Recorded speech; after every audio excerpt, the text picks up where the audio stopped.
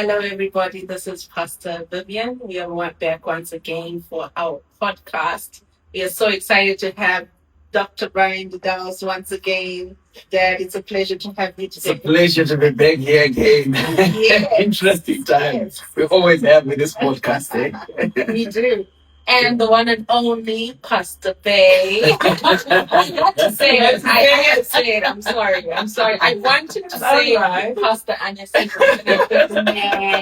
She's a famous Pastor Bay from Let's TikTok. just go, Pastor Bay. Thank you for having me. It's an honor to be here. It is a pleasure to have you all in this place. And we have been enjoying ourselves for real on these podcasts. And I believe that everyone is learning something and everyone is experiencing the goodness of God through these podcasts, Absolutely. So today we are talking about betrayal. Can trust ever be restored after betrayal? Wow, I'll give it to the lady first. She'll be able to take that one first because we usually the betrayers, I like that was before the other 2K came. Yes, absolutely. I like how you're admitting that. No, we are. It's usually there. Yes. Yeah. Oh, yeah. All right. Trust. I'm sure it can. It can be restored. However, it takes so much work and effort. Trust is usually not just broken in one incident, and certainly cannot just be restored by just you buying a bunch of flowers or just apologizing verbally. You now need to walk the talk. If you're sorry and you say you're sorry verbally, you also need to accompany your apology with your actions. So it can be restored. But we told we can just buy you a car and It doesn't work like that. It doesn't work like that. It counts, but Okay. it takes more. It takes more. The empathy. I need to see. I need to see you empathetic. I need to see you meaningless. How do you feel about it? Yeah, I think it can be restored. But like what Pastor Alice was saying, it's a process. It's a war process. It is. Because the first time that I trusted you, you did not do anything. You did not do anything to earn Yes. the trust. Yes. That's It was a blank check that I gave you, and then you messed it up. You soiled it up, and therefore now you have to work towards restoring that trust, so that at least I can start feeling, okay, I can trust you again because I gave a blank check, you messed it up. Yeah. So work towards making me believe really that I can trust you. That's true. Yeah, That's true. exactly. That's true. Thank you so much. We have a few questions today. Yeah. I know everyone is excited. Okay. Our first question is, why is betrayal one of the hardest things to talk about? Why is betrayal one of the hardest things to talk about? I think from a man's perspective, there's ego. Yes. Number one, because if in most cases of betrayal, I think that we can rush to these issues to do with extramarital affairs and stuff like that. And so number one, there's my ego, which has been bruised, which then I'm thinking, what if the world knows this is what he did to me? Because in majority of times, we are giving people a picture. Yes. Understand? Especially for pastors. Let me say. The challenge is we have got an image that we want the world to have about my marriage, everything is perfect. We live in the right kind of life. Yes. And then I come in and I say, this is what she did to me. It's something that, because I want to protect myself, I want to protect my world, I want to protect the image that I've given to the world. 100%. And so it's really very hard and difficult for you to come and stand and say, what? I caught her. She was cheating on me. She did A, B, C, D to me. And so you cry, you get hurt, you suffer, you go into depression, you go through a lot of stuff, and something that you cannot easily share because of especially the image. Somebody actually said he's more worried about the optics than anything else. He's a pastor, a friend of mine. He says, for me, it's the optics. Basically, he saw me driving a certain car. He says, no, no, no, you can't drive the car. I said, why? He says, no, no, no, the optics are bad. Okay. So majority of us are living for the optics. Yeah. And that's also become very hard for us to talk about betrayal and all those kind of stuff. Yeah. Yes. I like the word, the optics. Yeah. People are living within the confines of what they want to see in their lives. So this then blocks them from experiencing real life. So you then find that people do not confront what they're not ready to process.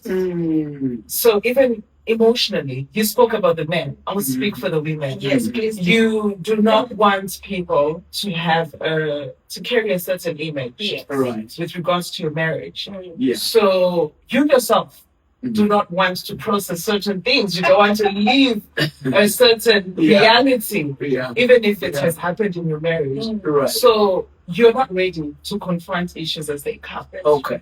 So you then find that you don't deal with matters as raw as they come. You just don't talk about it, don't process it, and regardless of how many times it keeps happening, it's just bottled and stored somewhere deep inside there. It manifests as something else, not really the issue. Exactly. So people are usually, because of who they are, Right. and the images they want to portray to the world, they do not talk about these things. That's true. Yes, because once I face an issue, then it means I'm ready to face the repercussions, the consequences that come with it. So if I'm to tell my bishop, my pastor, or the marriage counselor, the situation may be so bad that they'll be like, I think you need to exit. And I'm not ready to exit. That's the thing. So people don't talk about these things. They just shelf them. And also another reason, I think it exposes the mind behind the betrayal. And you're not ready. Maybe it's a friend that betrayed you. Maybe it's a close relative. It's somebody that you still want close to you. So you keep giving excuses for them. Excuses. You keep making excuses for them. Maybe it was just, a moment of weakness and everything. And that's how so many issues just go unresolved. Unfortunately, they still manifest, but they manifest as something else. I like how you're talking about making excuses, because we tend to make a lot of excuses. We do. Especially if the betrayal is coming from someone who you're ready to love. Yes, you're ready to love. I think it's just more painful because betrayal for me usually comes from those people that are closest to you. It's people that you have trusted so much. It's people that you have become vulnerable to. And those that becomes so painful because at the same time you need them. You feel, I need this person. I can let go of the person. But at the same time, what they are doing is unforgivable. Yes. They're part of my ecosystem. Exactly. I can't remove the water. That's it. That is it for sure. I think it ties into our next question, which says, what makes someone capable of betraying a person they genuinely love?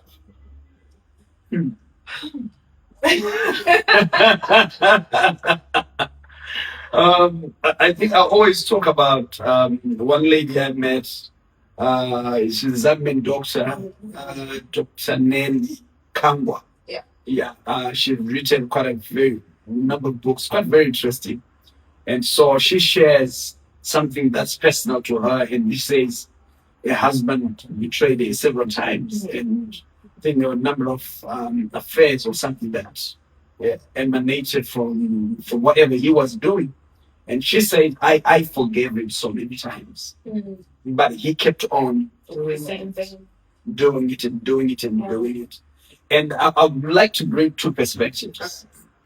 Number one, genuinely, when we get married, in this case, let me put marriage. Okay. Genuinely, when we get married, we never have time to research somebody's background. 100%. And so if somebody's grandfather had 3 wives. Okay. Something within the guy's bloodline says, I want multiple women. Yeah. And so, because we then don't, not because he does not love this woman, Mhm. but there's already something within him which has got a tendency to move from one woman to the next, to the next, to the next, to the next, to the next, to the next. So you have an expectation that this guy loves me. He's not going to do anything to me because the way that how he went all the way out to court me and marry me and effort out there. You're thinking this guy, but within him is something that same thing we talk about so about him being that. But secondly, some people genuinely he loves his wife, but feels what's wrong with that? Yeah. I'm just having fun. I lived this life. Yeah, you know. Grew up in this. Yeah, I grew up in this. I'm still coming back to you every day. Yeah. 8 p.m. I'm in the house. And so what's the problem? Yeah. I'm buying you a car, I'm buying you a house. I'm giving you money to fly, to go to Cape Town, go enjoy yourself and come back. And so what's wrong with you? I'm just having fun with the boys. So it's also a mentality. Yeah. You know, where some people have got a certain way of viewing things, which is completely not the right way of viewing things, but that's how they view things. Yeah. So they can easily betray someone without them feeling it's betrayal. They feel like, what are you talking about? To them, it's not even. It's not even important. You know, it's not even important. I have had people that I had a relative whom, if you're talking a story with him, you know, I remember one day we were in the bus and I was telling, dude, I'm going through this is what is happening. This is I'm telling you, I'm wanting to borrow. I'm like, but this I need you to keep to yourself because I'm struggling right now. But I needed somebody. Okay, so I'm venting to him, and so we get out of the bus. We were going home to my mom. I'm still by the bus stop. I'm seeing some people. He says, you know what? I want to just go and rush and go Kumusha. And he says, let me just rush home and see go and then whatever, and then go. Boom. By the time I get home, my mom is this red. She is shouting everything that I've told him. So you have the people who have a certain weakness. For them, it's okay. It's normal. It's like, I don't know. I ended up just telling him. No, I was telling you in my own time, in my own way. Wow. Yeah, so you've got people like that. For them, it's just normal. They'll betray you easily. Easily. Yeah. All right.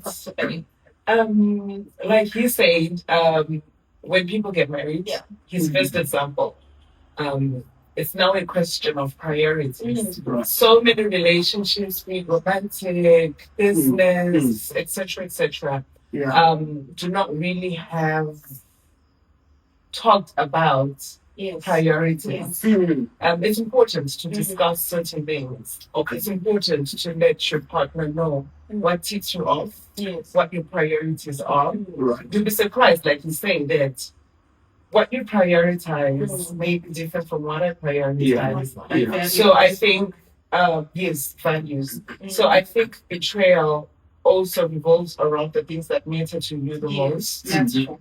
That is where the betrayal comes from, because I may cross a certain line that he doesn't even consider is a boundary, but maybe a boundary to the next person. Okay. So it's very important that people communicate effectively, not just to say, I don't like 1, 2, 3 things, but I don't like them. I've communicated to you, and you also need to put that into consideration. So I feel, like he said, it's very, very important to know the boundaries of your partner, the no-go areas, so that you do not find yourself on the other side.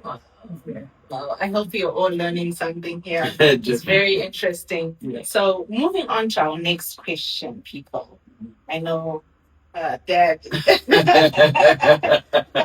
might like this one. All right. Does the type of betrayal determine whether a relationship can survive it? That's just the time. I think it does. I think it's very pertinent. Um,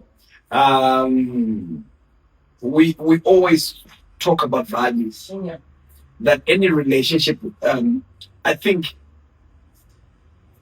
you will forgive me for what I'm about to say. Should I put a disclaimer? Please do. I don't think love is the thing that anchors a relationship, because there's people who are staying together and they don't love each other anymore. That's true. Yeah, love opened the door for them to be together, but as much as they don't have this love, but they're anchored because they've got certain values. They said, we committed to doing this. We said integrity. We said we're going to be together forever until death do us part. We're going to make sure our kids go to school until they finish. We're not getting out of this. Always laugh with my wife because when we got married, we said no divorce. Nobody's going to mention the word divorce. The D word doesn't exist in this house. Right. Whether you hate me, you wake up, you don't feel like you love me, you're stuck with me. Are we in agreement? And she said yes. And she said, are you also in agreement? I said yes. She said, even if whatever, but we then have got certain things that we then put out as values. We said the greatest thing for me is I don't want to find that stuff. Yeah. No, I don't want to find that stuff. No matter how bad it is, just let me know. Yeah. I can deal with the truth than hidden stuff. Mm-hmm. Okay. And so those are the things that, as much as you said we don't want the D word, yeah, but then there are things that are anchoring us not having the divorce word. Yes. And those things are the integrity, the openness, those are the values that are necessary. So yes, they are stuff that we probably can never recover from. Because we have not been able to anchor. Because what's anchoring us, there has to be an anchor. There has to be something that sustains us, that says we continue in this relationship, we continue in this friendship. As much as you might have betrayed me this way, but if something is anchoring it, but if there's no anchor, that's not true. That's true. That's true. Yeah, definitely it will disappear. That's true, Pastor Bates. Why do you think some people stay silent without being betrayed instead of confronting it about being betrayed? Sorry.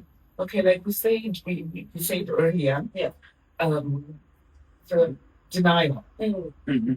You know somebody has done something, but just because the relationship is more valuable than anything else, you're not ready to face it. You're not ready to confront it. The issue is there. Right. But you know that the moment I begin processing this thing, the moment I begin processing even the emotions that it's going to come with, I'm not ready for the end game. It may mean losing something.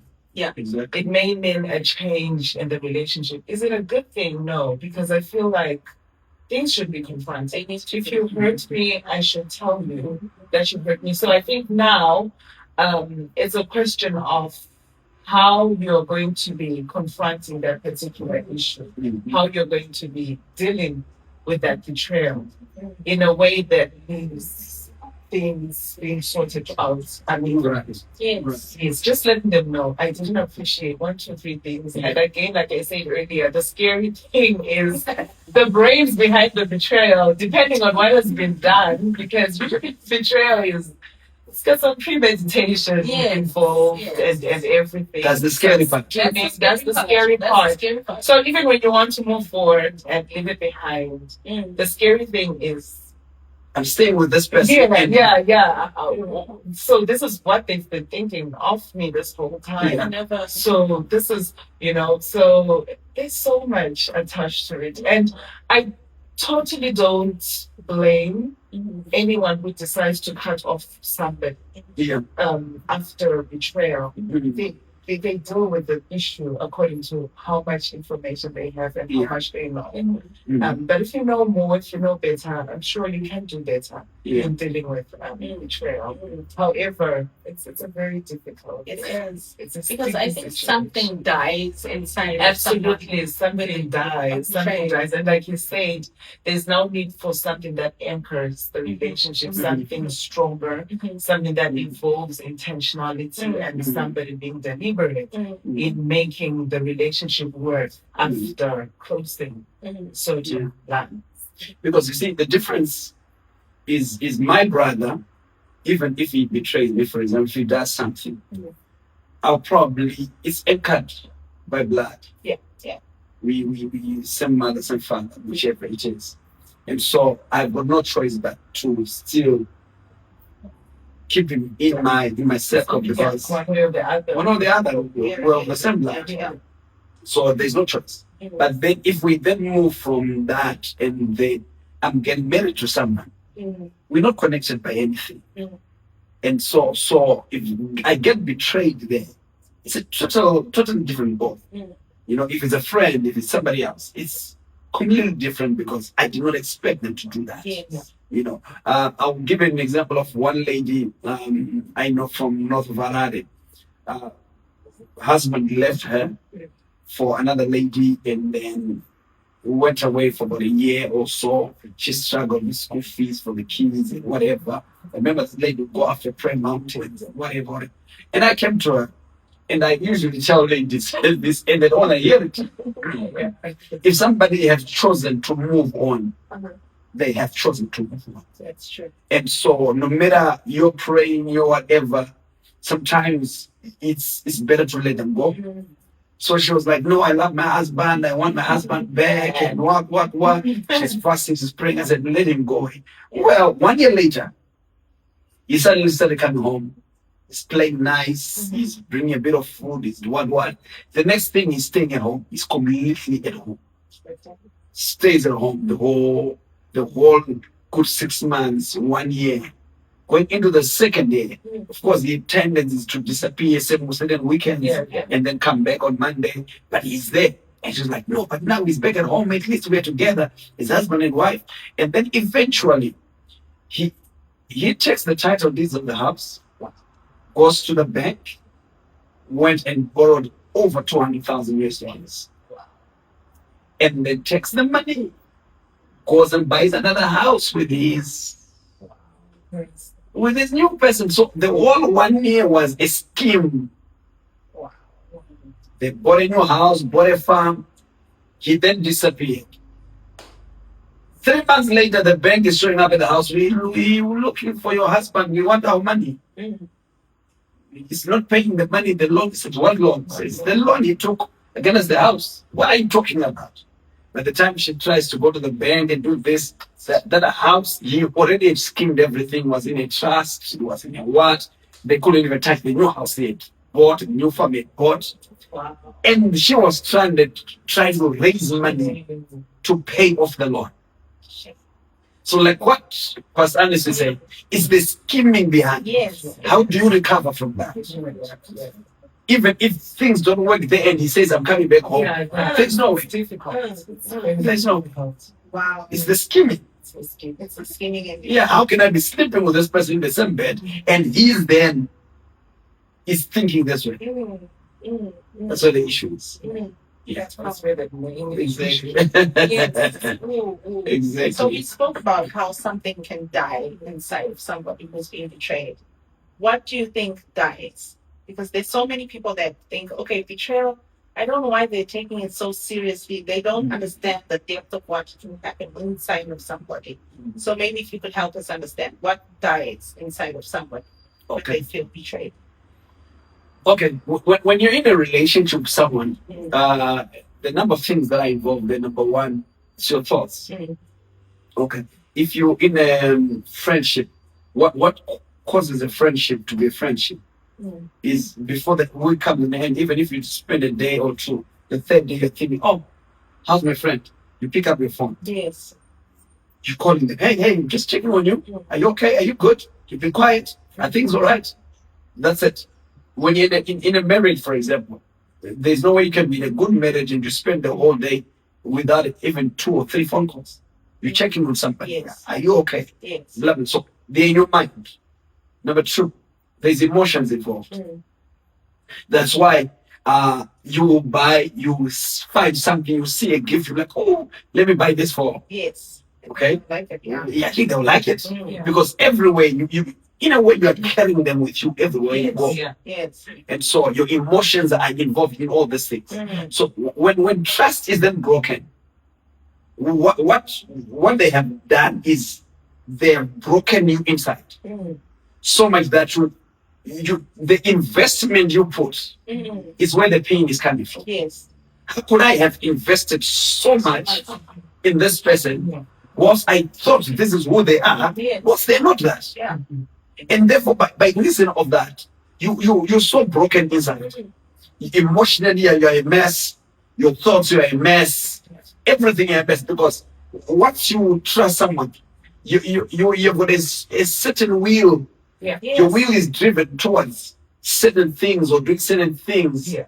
with that person. And therefore, all that is broken. And you're thinking, so I was building with this person, the person wasn't building with me. Exactly. that. So I was all alone, all this journey where I was thinking, Yes. I'm putting this for this person, I'm sacrificing this for this person, but they are not feeling the same way I was feeling. Yes. And so by reason of that, that's what gets broken. And therefore, something dies emotionally. Yeah. In a way, you become numb. Yeah.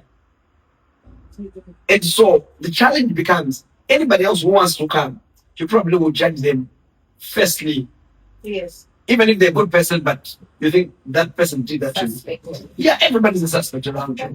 And you don't wanna be vulnerable anymore. Yeah. That's true. That's true. Now, like you said, what dies? The care, the concern. Yes. You know, emotionally you're damaged, psychologically you're damaged. And sometimes it can develop into something greater. You know, your self-esteem can be adversely affected by betrayal. Right. How you carry yourself, how you love, your ability to pour out is really, really affected. And you find yourself just holding back Right. certain things because you feel like it's not worth pouring out. It's not Yeah. worth giving out because it's not going to be reciprocated. Right. So what dies is the will Yes. to pour out. Yeah. Because you feel like my That's efforts true. will just go waste. Yeah, exactly. All right, we have Exactly. a question. What is the one thing that makes restoration genuinely possible? I'll give it to the lady. They are the forgivers. All right. Okay. They're always forgiving us. And even after we have done all that we have done, and I'm off. Shut all the phones. All right. I think basically it's a question of being intentional and deliberate when you carry yourself. It's cumulative effort. Yeah. You know, because what happens when trust is eventually broken, it takes those little things, you know, those little broken promises that you keep doing, and somebody just gets to a point where they're like, no, I'm done. Yeah. So the same thing as you're trying to rebuild, you need to be very intentional. Yeah. You need to put in the work that I can see that, okay, indeed, they're trying. They're trying. So trust can be rebuilt. It takes time. Takes time. Yeah, I think where a lot of problems, especially me, like I was saying, always laugh about and I'm awful. You know, is I think, I can just do this stuff and I'll come back home. And I'll probably buy a car, go take 3 more minutes, and then, but like Pastor Anderson is saying, there's effort. Yes. We're saying you used to travel all alone and said, no, baby, I'm not going with the boys. There's no more weekends with the boys. And you can see he's making the effort not to be out there where he's doing all the mess. He's there with you at home. He's spending time. He's taking out with the kids. He's being a good husband. He's being a good father. Yes, the flowers are there. The chocolates are there. The car is there. No, when the pesa aurora is there. There's the effort that is being put to make sure at least someone is showing that, you know what, I'm remorseful. Yeah. And I love you. It has to be remorseful. Yeah, exactly. Yeah, exactly. Right. Okay, we are down to a few more questions before we wrap up this podcast for today. What role does time play in rebuilding? And can it heal what words have not addressed? You can repeat the question again. Okay. What role does time play in rebuilding? And can it heal what words have not addressed? Would you understand? Well, I think time is a killer. Yeah. Time does a lot of things. Yeah. Time proves so many things. Yes. Right. It proves, it shows us the true colors of somebody. It does a lot, both in a good and bad way. So I feel like time plays a pivotal role because I can come today, roll on the floor, and do a whole act, and this time next year, I'm back to my old self. So time will allow what you are saying today to prove if you were genuine or not. Okay. Because people always have the right things to say. Yeah. But the ability to then act the right way is a different ballgame altogether. So I feel like time is an essential role in restoring what has been broken and what has been lost. It does. But then as you were speaking, the story that you just spoke about the husband. Exactly. Came back from. Yeah, exactly. Yeah, we're doing it again. And so we're like, what is wrong? Yeah, I think like what you're saying. Okay, for me again, the answer is still very correct for me. Yeah. Was time, because after 1 year, he then still proved. Yeah. So if he tries to come back the second time, we then already know we gave him an opportunity, he messed it up, and he will still mess it up. Maybe he's coming to actually end everything completely. As a finisher movement. So people have a tendency. Some people will tend to cry and roll, like she's saying, because they've been caught. Yeah. Not that because they've changed. Understand that. They haven't changed. That's true. Because you caught what they were doing and you're like, but then they'll cry, they'll do, oh, I'm so sorry for what I did, baby. You feel sorry You for know, them. And then, you know the devil, and they'll be in the corner and crying and crying. I don't know about this one. Exactly. And so, time, of course, but also for me, I'll use the Shona to add on to that. The Shona, I like it in Shona, which says, Yes. Which then means there are things that must be spoken, no matter how bad they are, especially if somebody messes up. Because what I want to know, the answers I want. Why did you do what you did? Yes. How could you do that? So explain that to me, talk to me, and I might take the next 6 months to process it. Yes. It does not matter. I'll process it, but as I'm processing it also, time is helping me forgive you. Time is also showing me that you are putting every effort to change. The effort is there. And therefore eventually, and then can forgive. Thank you so much. I like what he said about having the discussion. Because I have a friend that really did the most to me. She really, really betrayed me. I let her into my innermost space, and she really did the most. So what he's saying, that I also need to understand where you're coming from. That's it. I took myself out of the situation and I looked at her and understood her standpoint. Right. She's somebody that has lived, a life that has been quite unfair. She has some form of a disability that started when she was a child. So, all her life, it just felt like she got the wrong end of the stick, because at some point, I think she actually had to say that, couldn't God just wait for me to start, sinning so that I know that I deserve this? So I understood that this resentment, this bitterness is something that grew in her over time. So now she doesn't care about anybody. She's just so reckless to an extent that there's a woman that actually says to her, you can have my husband for now. Oh, I can't be fighting with you. When you're tired, we can bring him back. oh my God. She's that she will have a conversation with you and she will take you down like a ton of religion, over your man. So I then began to understand and it helped me forgive her, it helped me move on because now I understood that it's beyond me. It's not me, it's her. She doesn't care about anybody else's emotions and everything. And she just dealt with it the best way she knew she could. Okay. Yeah. Thank you for bringing up the issue of forgiveness, as it is our last question for the day. All right, our last question from our viewer is: what does carrying for unforgiveness actually do to a person over time? What does unforgiveness actually do to a person over time? Why do we need to forgive?